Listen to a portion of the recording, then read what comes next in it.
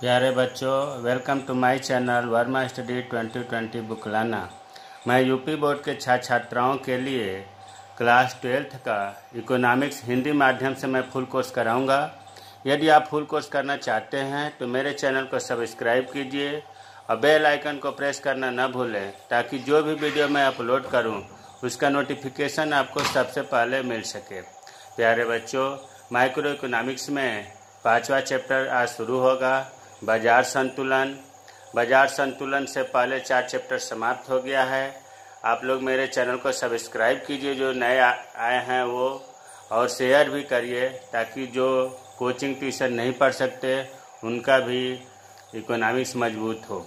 प्यारे बच्चों, आज जो है इसमें संतुलन कीमत का निर्धारण, या ये कहिए कि पूर्ण प्रतिस्पर्धा में कीमत का निर्धारण कैसे होता है, इसके बारे में हम लोग पढ़ेंगे। इसमें देखिए कुछ बेसिक चीज़ें हैं। हमने लिखा है बाजार संतुलन स्टार बना करके। इसका मतलब कि इसके बारे में जानकारी, ये क्या है, किसे कहते हैं, बाजार संतुलन किसे कहते हैं, संतुलन बिंदु किसे कहते हैं, संतुलन कीमत किसे कहते हैं, संतुलन मात्रा किसे कहते हैं, बाजार कीमत किसे कहते हैं, सामान्य कीमत किसे कहते हैं, अधिमांग के देखिए ढेर सारे नाम हैं। अधिमांग को अतिरिक्त मांग भी कहते हैं, अधिक मांग भी कहते हैं, मांग अधिक भी कहते हैं, एक्सेस डिमांड, ओवर डिमांड भी कहते हैं। अधिपूर्ति के भी इसी तरह से ढेर सारे नाम हैं। अधिपूर्ति को अतिरिक्त पूर्ति, अधिक पूर्ति, पूर्ति अधिक, या एक्सेस डिमांड, ओवर डिमांड भी कहते हैं। प्यारे बच्चों, इतना चीज़ जो है अभी इस चित्र के माध्यम से कभी नहीं भूलेंगे। वैसे मैं इन सब की परिभाषा नीचे लिखा हुआ हूँ, लेकिन रटने से नहीं याद होगा। इसे आप चित्र के माध्यम से समझें ताकि आसानी से याद हो जाए। अब यहाँ पर जो है, इसे हम बताने से पहले पूर्ति का नियम और मांग के नियम आपको याद दिला दूं कि मांग का नियम में बताया गया था कि कीमत और मांग, कीमत अगर बढ़ती है तो मांग घटती है, और कीमत अगर घटती है तो मांग बढ़ती है। इसीलिए तो कहा जाता है कि कीमत और मांग में विपरीत संबंध है, ये बताया गया है। उसी तरह से पूर्ति का नियम में बताया गया है कि कीमत और पूर्ति में क्या संबंध है। तो इसमें बताया गया है कि पूर्ति के नियम में अन्य बातें समान रहने पर कीमत बढ़ती है तो पूर्ति भी बढ़ती है, और कीमत घटती है तो पूर्ति भी घटती है। कुल मिलाकर के इसमें धनात्मक संबंध होता है। मांग का नियम विपरीत संबंध होने के कारण ही ऊपर से नीचे की ओर घटते हुए होता है मांग वक्र। क्यों? क्योंकि विपरीत संबंध होता है। उसी तरह से पूर्ति का नियम में धनात्मक संबंध होता है, तो जो पूर्ति वक्र होता है वो नीचे से ऊपर की ओर उठता हुआ होता है। ये पहले बताया जा चुका है, यहाँ हमने रिमाइंड कराया। अब उसी तरह से यहाँ पर हमने नीचे लिख दिया मांग और पूर्ति, और इस साइड में OY एक्सेस पर हमने लिख दिया कीमत। फिर बता रहा हूँ, मांग और पूर्ति X अक्ष पर और कीमत Y अक्ष पर लिख दिया। अब देखिए, सबसे पहले हम मांग वक्र बनाएंगे। मांग वक्र हमने बनाया, इसका हमने नाम रख दिया डिमांड D और D। अब उसी तरह से ठीक बीच में काटते हुए हम पूर्ति वक्र बनाया, पूर्ति वक्र S। इसमें अभी तक कोई ऐसी चीज़ नहीं है जो कि आपको समझ में ना आया हो। हमने डिमांड रेखा खींचा और पूर्ति रेखा खींचा। डिमांड रेखा ऊपर से नीचे की ओर गिरता हुआ होता है क्योंकि ऋणात्मक संबंध होता है कीमत और मांग में। पूर्ति वक्र नीचे से ऊपर की ओर उठता होता है क्योंकि कीमत और पूर्ति में धनात्मक संबंध होता है। अब देखिए, सबसे पहले हम आते हैं इस बाजार संतुलन पर कि बाजार संतुलन क्या है। तो बाजार संतुलन ये जहाँ पर पूर्ति और मांग बराबर होते हैं वही बाजार संतुलन कहलाता है। हमने क्या बताया, यहाँ लिखा भी है कि बाजार संतुलन तब होता है जब वस्तु की मांग वस्तु के पूर्ति के बराबर होती है। देखिए, इस जगह इस पॉइंट पर पूर्ति और मांग काट रही है तो यहाँ पर जो बराबर कहा जाएगा, जहाँ पर काट रही है तो इसे हम कहते हैं बाजार संतुलन। अगला है संतुलन बिंदु।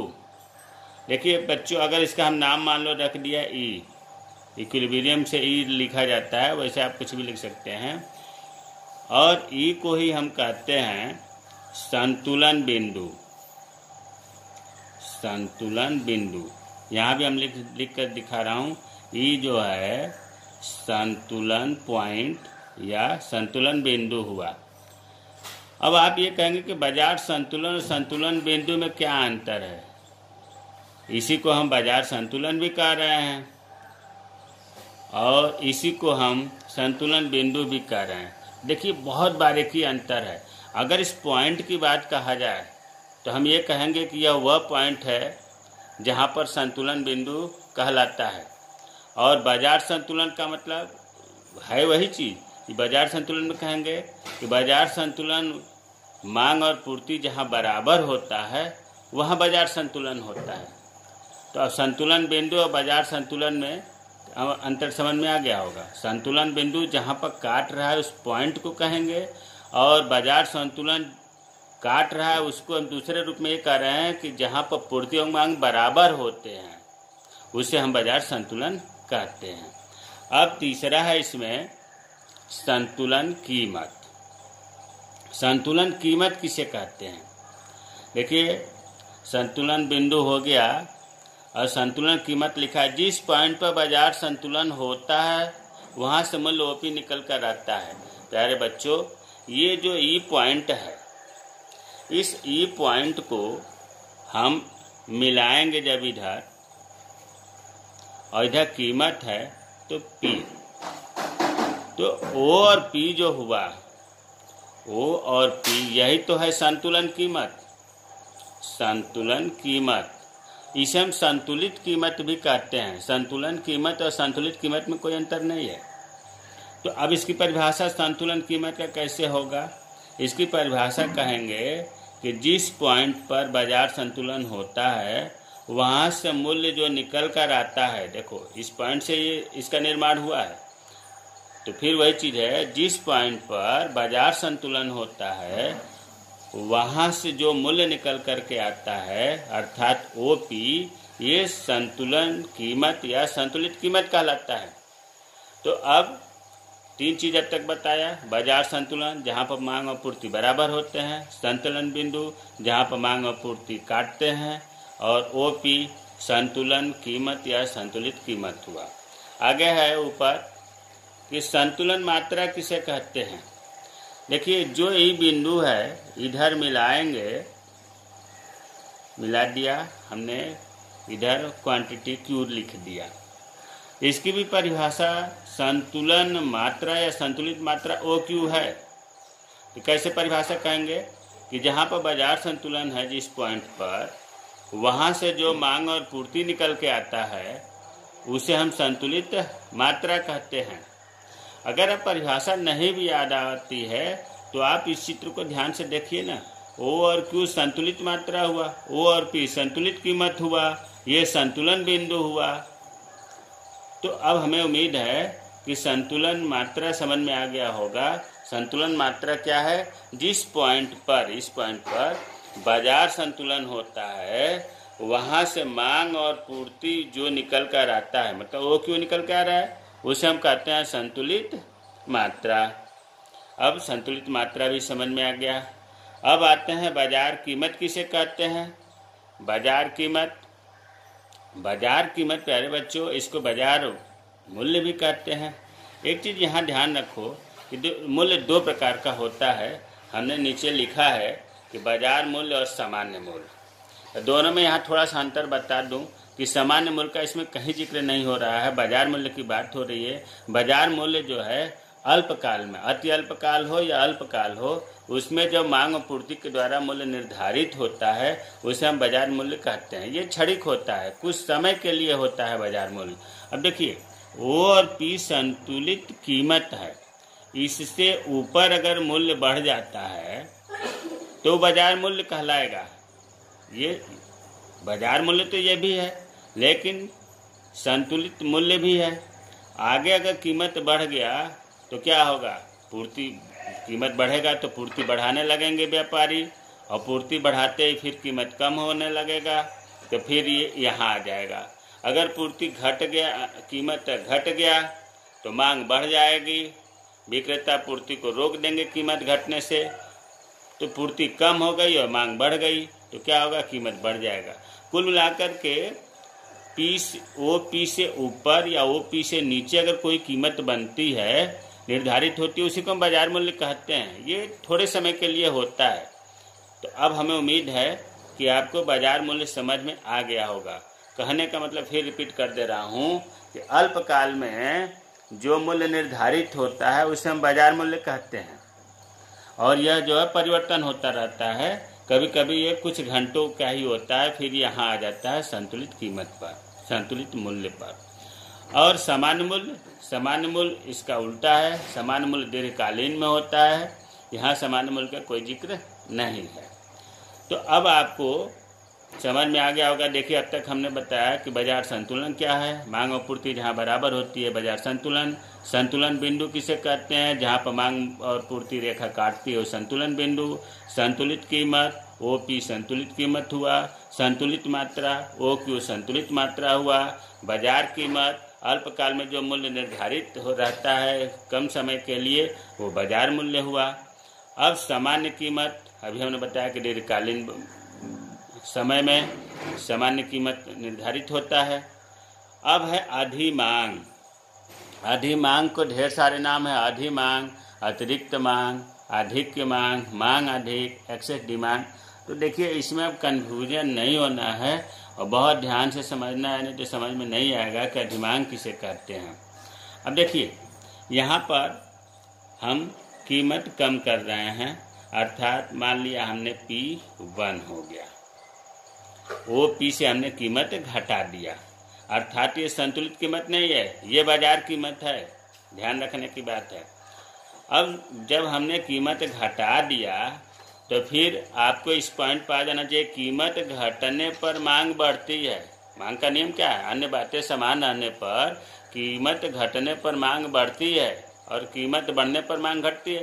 तो जब कीमत घट गया तो मांग बढ़ेगी। देखो, हमेशा याद रखिए, ये पूर्ति वक्र है और ये मांग वक्र है। तो अब मांग बढ़ रही है तो हम मांग तक इसको मिलाएंगे। बहुत आसान है, अगर आज समझ में आ गया तो आसान है, और नहीं ध्यान देंगे तो बहुत कठिन लगेगा। हमने इस तरह से मिला दिया। यहाँ तक क्यों मिलाया, क्योंकि कीमत घटने पर मांग बढ़ती है और ये मांग वक्र आ रहा है, इसलिए यहाँ मिला दिया। इसको जो है हमने नीचे भी मिला दिया। चलिए, Q है तो हमने कुछ नाम रख दिया, Q1 रख दिया। अब देखो प्यारे बच्चों, यहाँ मांग पॉइंट है, मतलब कीमत जब संतुलित कीमत थी तो OQ मांग था, और कीमत घटते ही OQ1 हो गया। OQ से इतना बढ़ गया, ध्यान दो, इतना बढ़ गया। ये मांग के सेंटर में। अब पूर्ति पर देखते हैं। देखो, जब संतुलित कीमत था तो पूर्ति भी OQ थी, SS यहाँ काट रहा है तो OQ हुआ। और जैसे ही कीमत कम हुआ तो कीमत कम होने पर क्या होता है, पूर्ति कम होती है। पूर्ति का नियम है कि कीमत कम होने पर पूर्ति घटती है और कीमत बढ़ने पर पूर्ति बढ़ती है। तो यहाँ कीमत कम हुआ तो पूर्ति घटेगी। अब देखो, पूर्ति यहाँ था, वो संतुलित कीमत पर OQ पूर्ति हो रही थी, और जैसे ही कीमत कम हुआ तो यहाँ आ गया पूर्ति।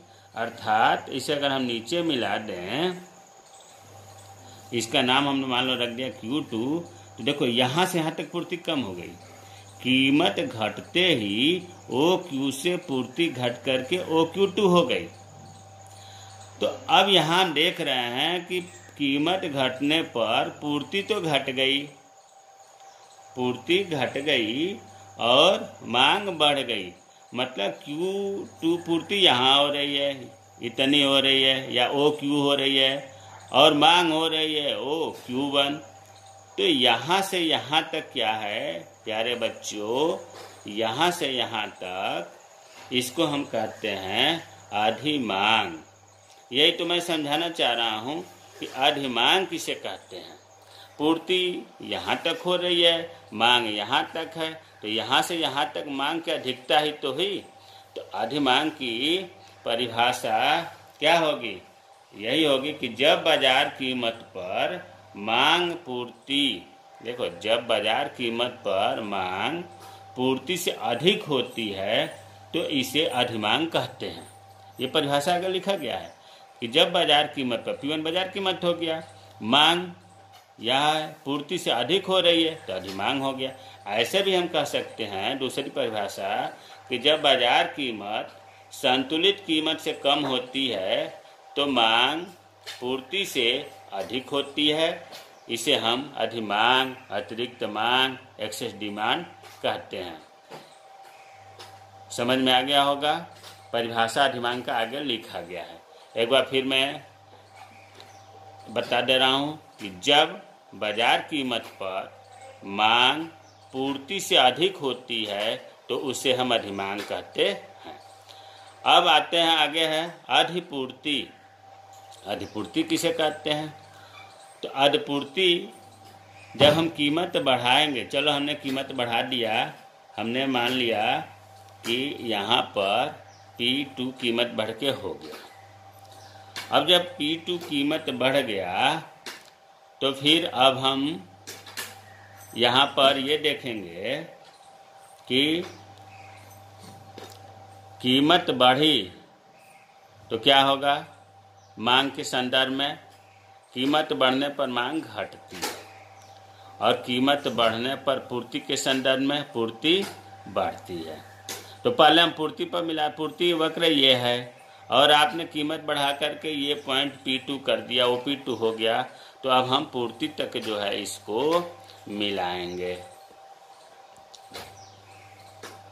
और फिर इसको हम नीचे मिला दिया।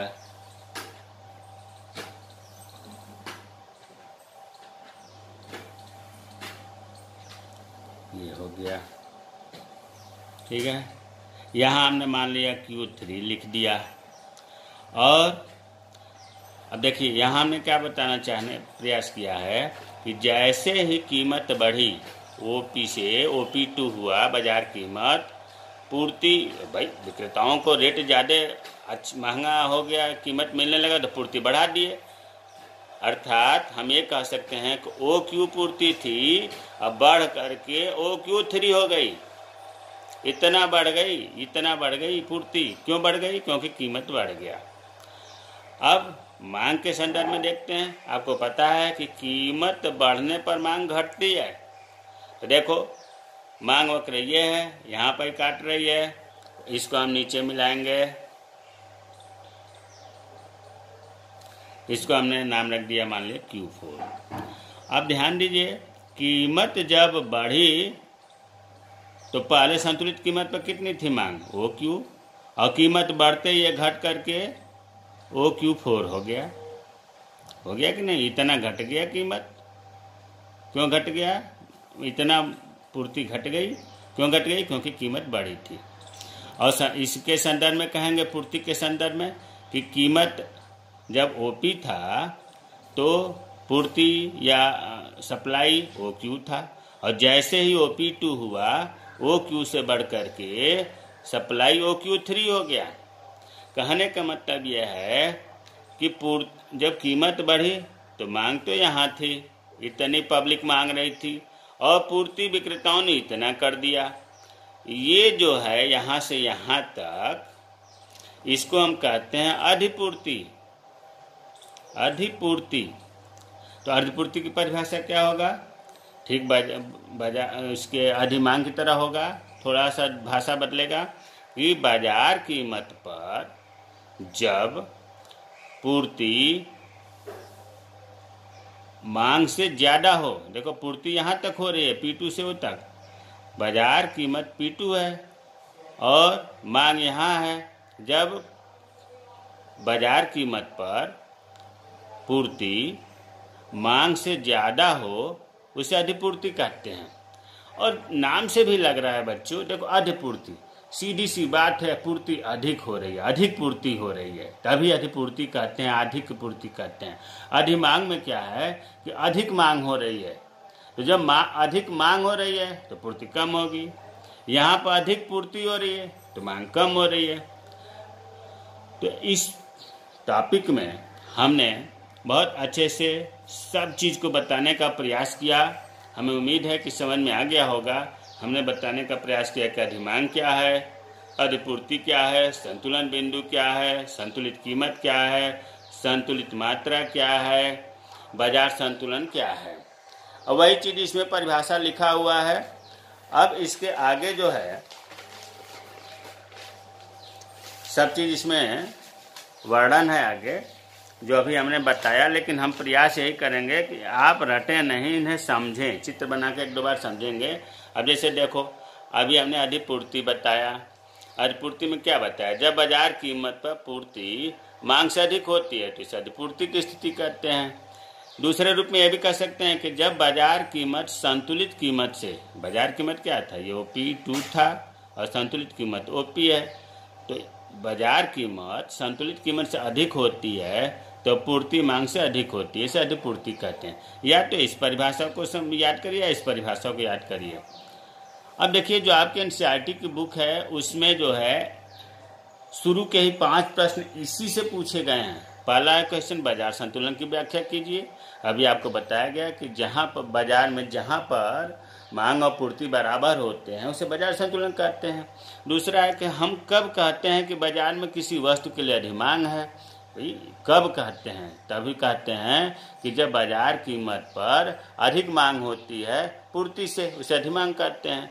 हम कब कहते हैं कि बाजार में किसी वस्तु के लिए अधिपूर्ति है? अधिपूर्ति की परिभाषा लिखनी है कि बाजार कीमत पर पूर्ति मांग से अधिक होती है तो इसे अधिपूर्ति कहते हैं। अगला प्रश्न है, क्या होगा यदि बाजार में प्रचलित मूल्य है संतुलित कीमत से अधिक? देखो, बाजार प्रचलित मूल्य का मतलब बाजार मूल्य से है, संतुलित कीमत से जब अधिक होता है तो क्या होगा? अभी आपको बताया गया है चित्र में कि संतुलित कीमत OP है, उससे ज़्यादा बाजार कीमत हो गया OP2, तो क्या हुआ? अधिक पूर्ति हुआ, पूर्ति ज़्यादा हो गई, मांग कम हो गई, ये चीज़ लिखना है। दूसरा पूछ रहा है, जब संतुलित कीमत से कम होगा, संतुलन कीमत OP है चित्र में और इससे कम OP1 हो गया, तो इसमें क्या हुआ? पूर्ति कम हो गई, मांग अधिक हो गई, मांग अधिक की स्थिति हो गई। पांचवा प्रश्न जो बहुत महत्वपूर्ण है, खूब पूछा जाता है, इसको यहाँ ध्यान से समझ लीजिएगा। प्रश्न है, फर्मों की एक स्थिर संख्या के होने पर 5, 10, 15 जो भी फर्म हो, पूर्ण प्रतिस्पर्धी बाजार, जिसे हम पूर्ण प्रतियोगिता बाजार भी कहते हैं, कीमत का निर्धारण किस प्रकार का होता है, व्याख्या कीजिए। या दूसरा प्रश्न ऐसे ही पूछा जाता है कि पूर्ण प्रतियोगिता बाजार में कीमत का निर्धारण किस प्रकार होता है। तो देखिए, इसका एक उदाहरण से हम समझ लेते हैं ताकि आपको आसानी से याद हो जाए। कोई प्रोडक्ट है, मान लीजिए चावल है, चावल की पूर्ति का आंकड़ा लिखा है, चावल की कीमत का आंकड़ा लिखा है और चावल की मांग लिखा है। चलिए, सबसे पहले हमने चावल की कीमत घटते क्रम में लिख ले। सबसे ज़्यादा 150 रुपये प्रति कुंतल, 135 रुपये प्रति कुंतल, 120 रुपये प्रति कुंतल, 100 रुपये, 85 रुपये। अब इसके बाद पूर्ति के, देखिए ये रटने से काम नहीं चलेगा, ये तो आप अपने मन से आंकड़े बनाएंगे, कुछ भी मतलब सबसे ज़्यादा, फिर उससे कम, उससे कम, उससे कम बना लेंगे। अब पूर्ति में भी आपको जब ध्यान है कि कीमत बढ़ने पर पूर्ति बढ़ती है, कीमत घटने पर पूर्ति घटती है, तो इसी तरह से जब ये ज़्यादा है तो सबसे ज़्यादा पूर्ति दिखाएंगे। मान लिया 100, उससे रेट कम हुआ तो पूर्ति का नियम ही है कि कीमत कम होने पर पूर्ति घटती है, तो इसे भी घटते हुए क्रम में तभी तो इसमें धनात्मक संबंध है, सीधा संबंध है। तो जब कीमत घट रही है, देखो 150 135 तो ये भी घट गया, और कम हुआ तो ये भी कम हो गया। मांग, आपको पता है कि कीमत बढ़ने पर मांग घटती है, कीमत घटने पर मांग बढ़ती है। देखिए कीमत घटते हुए है तो मांग बढ़ते हुए अंक को लिखेंगे अपने मन से, 20 40। जब ये कीमत घट रही है तो मांग बढ़ रही है। अब इसमें संतुलन बिंदु कौन सा है जिस पर मांग और पूर्ति बराबर होते हैं? तो ध्यान से देखेंगे तो ये जो 50 आया और ये 50 आया, मतलब 120 रुपये प्रति कुंटल संतुलित कीमत है जिस पर पूर्ति और मांग बराबर है। तो इस हम दो बात कह सकते हैं कि 120 रुपये प्रति कुंटल पर बाजार संतुलन में है, और 50 कुंटल चावल की पूर्ति हो रही है, 50 कुंटल मांग हो रही है। तो हम यहाँ कहेंगे कि इस पॉइंट पर संतुलन बिंदु है। अब देखो यहाँ पर संतुलन बिंदु पता चल गया कि 50 है, 50 की ज़रूरत थी और पूर्ति हो रही है 80 कुंटल 100 कुंटल। तो यहाँ पूर्ति ज़्यादा हो रही है, तो हम कहेंगे अधिक पूर्ति, अधिक पूर्ति है, पूर्ति ज़्यादा है। इसमें आते हैं, देखो 50 की डिमांड है, 50 से ज़्यादा मांग है, पूर्ति कितनी हो रही है 50, मांग है 50, और मांग बढ़ने लगी, और जबकि पूर्ति 50 ही है, तो हम कहेंगे कि मांग अधिक है। तो ये उदाहरण हुआ। इसके बाद उदाहरण से केवल काम नहीं चलेगा, इसके बाद जो अभी हमने चित्र बनाया है शुरुआत में, वो चित्र बनेगा इसके बाद। तो ये जा कर के पूर्ण प्रतियोगिता बाजार में कीमत का निर्धारण कंप्लीट उत्तर होगा। प्यारे बच्चों, बहुत ही महत्वपूर्ण टॉपिक है। अगर जो चीज़ नहीं समझ में आया है कमेंट बॉक्स में कमेंट करें, मैं रिप्लाई करूँगा। लेकिन ये आप बहुत अच्छे से समझ लीजिएगा कि अधिपूर्ति क्या है, अधिमांग क्या है, बाजार संतुलन क्या है, संतुलित कीमत क्या है, संतुलन मात्रा क्या है, संतुलन बिंदु क्या है, ताकि आने वाले वीडियो में बहुत अच्छे से समझ में आए। मेरे चैनल को सब्सक्राइब कीजिए। जय हिंद, जय भारत।